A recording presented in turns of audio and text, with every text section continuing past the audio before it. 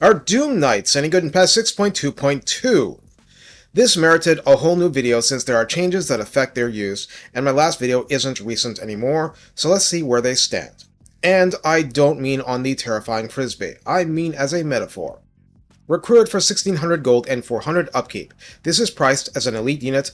On Ultra this gets you 24 entities with 5,880 health between them. That's 245 per, no matter the unit scale.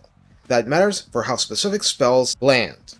I almost forgot we're doing Tzeentch, so there's barrier hit points, 600 of them in this case. Armor is 120, with tall silver quality shields blocking 55% of small arms missile fire from the front. It's good not to forget this because this unit bullies missile infantry, and a few other things.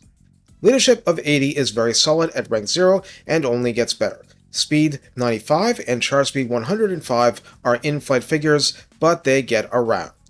Melee attack begins at 44, and in Tzeentch fashion, every blow is magical attack. Attack interval is the standard 4, splash target size, medium, so Rex guard on down, and max target splashed is only 2. While this limits reach, it also narrows the focus of the damage. Melee defense of 36 is still pretty good considering the flying platforms. Weapon strength 80 is split base 56, and armor piercing 24. Now this is a high tilt toward base damage, yes, but getting this on a 24 entity on Ultra unit is a lot of potential damage. Just keep in mind in terms of armor, it can take it, but it dishes out a little less quickly.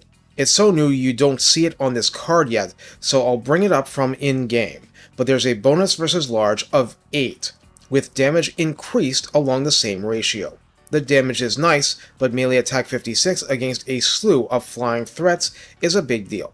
No, you don't get this against fell bats, but you'll be fine, yes? Charge bonus is 52 and mass is now 1500, and one of my clips will show disengaging from a big blob of clan rats. 2 of the units get away clean. The third has too much getting stuck.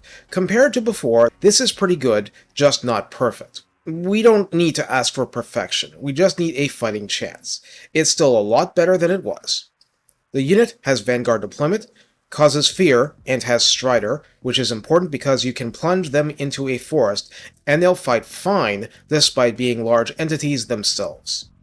In the redline skills for mainline Tzeentch, Riders of Change at 3 pips grants weapon strength plus 16% and charge bonus plus 18%, percentage not flat. Still, that's pretty high boost as these things go. At rank 7 and above, Armor of Delirium grants armor plus 12, leadership plus 6, and missile resistance 15%, because the first thought of most any enemy not Khorne or vampire counts will be to shoot you down from the sky.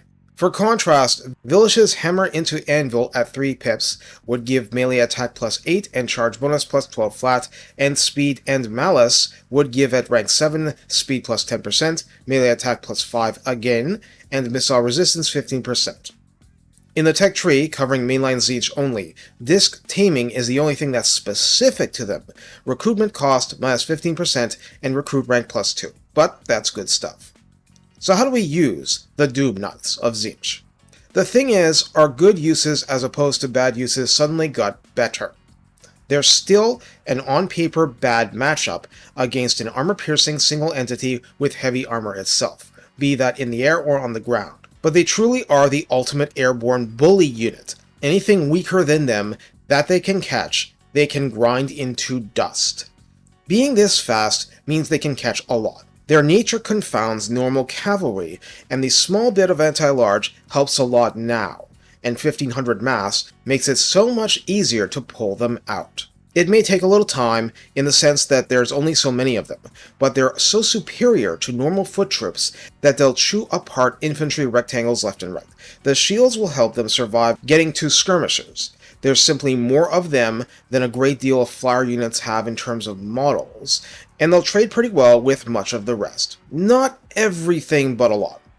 It's on you to plan for the things they're not the best at, but not for the first time, I can confidently recommend Lore of Metal Casters, because anything Doom Knights can't bully in their stock form, Final Transmutation is likely to work wonders on. Other parts of the lore can help as well. Doom Knights are high enough health and armor that you can drop considerable spells right on their heads as they target the foe, and it'll be okay enough. It may not be your best option, but if it's your least worst, consider it. You still want anvils to work with, but the Doom Knights are now balanced so that's harder to go wrong. You'll get used to recognizing what'll give them trouble. The rest? Odds are they'll flat out dominate. That's what you paid for. So remember, I've been listing rank 0 stats primarily. Leveled, boosted, and maybe with a little hero and magical support love, and it'll be a rout. Take care and have fun knowing that your mounts will give you everything they have, even if they do it kicking and screaming.